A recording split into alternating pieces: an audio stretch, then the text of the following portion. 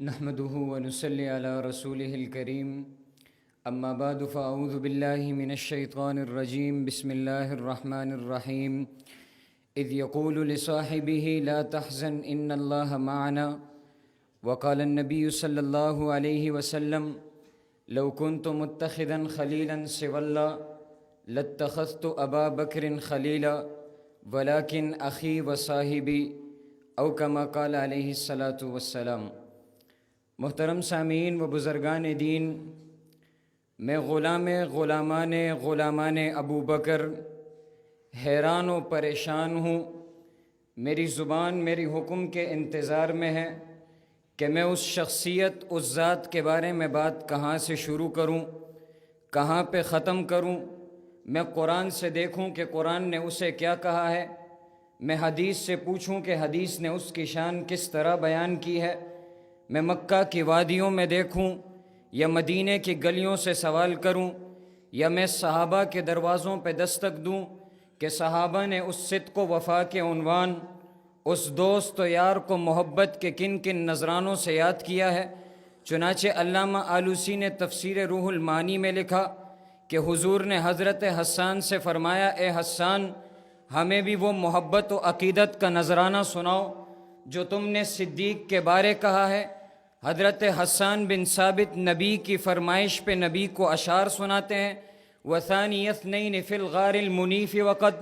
طَافَ الْعَدُوُّ بِهِ إِذْ صَاعِدٌ الْجَبَلَ وَكَانَ حُبُّ رَسُولِ اللَّهِ قَدْ عَلِمُوا مِنَ الْبَرِيَّةِ لَمْ يَعْدِلْ بِهِ رَجُلًا، جسے میں یوں کہتا ہوں کہ پڑھنا ہو جو عشق کے آداب تو پڑھنا سیرت نامہ صدیق کا۔ سیرت صدیق پڑھ کے یوں لگے گا جیسے پڑھ لیا ہو ترجمہ قرآن کا، اور مصطفیٰ کی جانشینی کا چھڑا جب تذکرہ تو نام آیا سب کے لب پر فقط صدیق کا۔ سامعین گرامی، میں اپنے عنوان کو دو لفظوں پہ تقسیم کرتا ہوں۔ نمبر 1 خلیل رسول اللہ، نمبر 2 صاحب رسول اللہ۔ اللہ کے نبی اپنی وفات سے قبل جمعرات والے دن مسجد نبوی میں تشریف لاتے ہیں اور خطبہ ارشاد فرماتے ہیں کہ اے لوگو، اللہ نے ایک بندے کو اختیار دیا بین الدنیا والآخرہ، کہ وہ دنیا میں رہے یا آخرت کی زندگی کو ترجیح دے۔ فاختار الآخرۃ، اس بندے نے آخرت کو ترجیح دی ہے۔ مسجد نبوی ہے، سننے والے صحابہ ہیں، خطبہ میرے نبی کا ہے، تذکرہ ایک شخص کا ہے کہ فاختار الآخرۃ، اس شخص نے آخرت کو ترجیح دی ہے۔ یہ سننا تھا کہ مسجد نبوی میں ایک شخص کے رونے کی آواز بلند ہوتی ہے۔ میرے نبی صدیق کے آنکھوں سے نکلنے والے آنسو دیکھ کر خطبے کا عنوان بدل دیتے ہیں۔ میرا نبی ارشاد فرماتا ہے، اس دنیا میں مجھ پر جس کے احسانات تھے میں سب کے احسانات کا بدلہ دے چکا۔ صدیق کے احسانات کا بدلہ خود خدا قیامت والے دن دے گا۔ مسجد نبوی ہے، سننے والے صحابہ ہیں، خطبہ میرے نبی کا ہے، اب تذکرہ صدیق کا ہے، زبان مصطفیٰ کی ہے، اب شان صدیق مصطفیٰ کی ہے۔ میرے نبی اعلان فرماتا ہے، لو کنت متخذا خلیلا،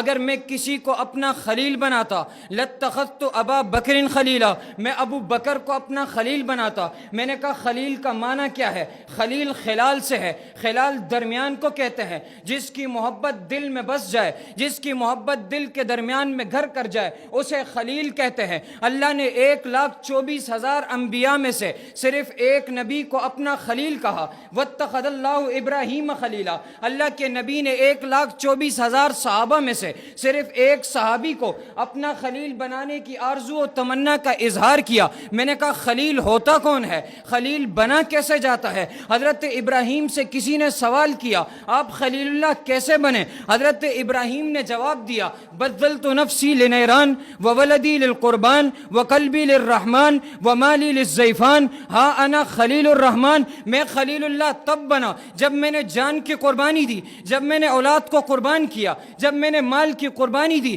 جب میرے دل میں خدا کے سوا کوئی نہ رہا، میں خلیل خدا ہو گیا۔ میں نے خلیل خدا کو دیکھا، میں نے خلیل مصطفیٰ کو دیکھا۔ خلیل خدا سے خدا نے کہا جان پیش کر، خلیل خدا نے کہا جان حاضر ہے نار میں۔ خلیل مصطفیٰ سے مصطفیٰ نے کہا جان پیش کر، خلیل مصطفیٰ نے کہا جان حاضر ہے ہے غار میں خلیل خدا سے خدا نے کہا اولاد پیش کر، خلیل خدا نے کہا اولاد حاضر ہے مکہ کی وادیوں میں، اولاد حاضر ہے چھری کے دھار کے نیچے، خلیل مصطفیٰ سے مصطفیٰ نے کہا اولاد پیش کر، خلیل مصطفیٰ نے کہا اولاد حاضر ہے آپ کے حجرے میں، اولاد حاضر ہے ابو جہل کے تھپڑوں کے نیچے، خلیل خدا سے خدا نے کہا مال پیش کر، خلیل خدا نے کہا مال حاضر ہے مہمانوں کے لیے، خلیل مصطفیٰ سے مصطفیٰ نے کہا مال پیش کر، خلیل مصطفیٰ نے کہا مال حاضر ہے مجاہدین کے لیے، یتیموں کے لیے، غریبوں کے لیے، مسکینوں کے لیے۔ جب خلیل خدا نے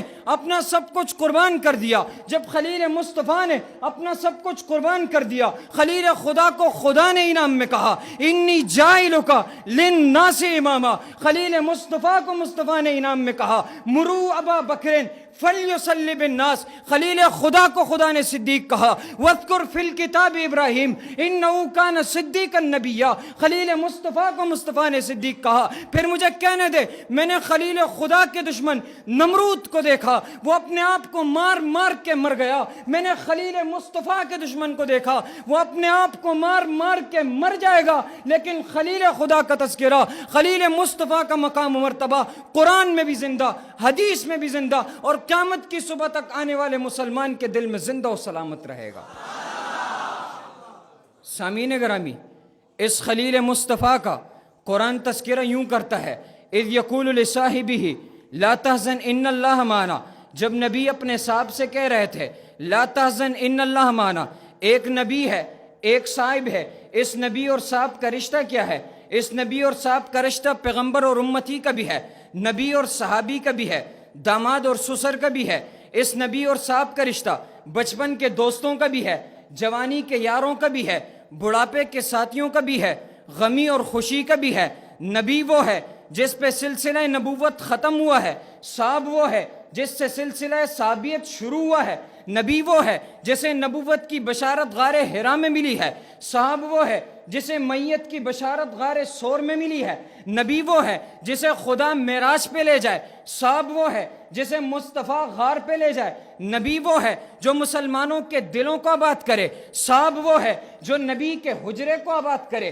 نبی وہ ہے جو بولے تو قرآن ہو، جو چلے تو سیرت ہو، جو عمل کرے تو سنت ہو، جو بیان کرے تو حدیث ہو، صاحب وہ ہے جو بولے تو نمونہ قرآن ہو، جو چلے تو نمونہ سیرت ہو، جو عمل کرے تو نمونہ سنت ہو، نبی وہ ہے جس کی شان خدا بیان کرے، صاحب وہ ہے جس کی شان مصطفیٰ بیان کرے، نبی وہ ہے جس کی نبوت کی گواہی خدا بھی دے، رسول بھی دے، فرشتے بھی دے، انسان بھی دے، جنات بھی دے، جمادات بھی دے، صاحب وہ ہے جس کے ایمان کی گواہی، جس کے تقوی کی گواہی، جس کے صداقت کی گواہی، جس کے للہیت کی گواہی خدا کا کلام بھی دے، نبی کا فرمان بھی دے، صحابہ بھی دے، اہل بیت بھی دے، فرشتے بھی دے۔ نبی وہ ہے جو آج بھی روزہ رسول میں ہے، صاحب وہ ہے جو آج بھی پہلو رسول میں ہے۔ نبی جیسا کوئی آ نہیں سکتا، صاحب جیسا کوئی ہو نہیں سکتا۔ اسی وجہ سے مجدد الف ثانی نے فرمایا تھا کہ تم پوچھتے ہو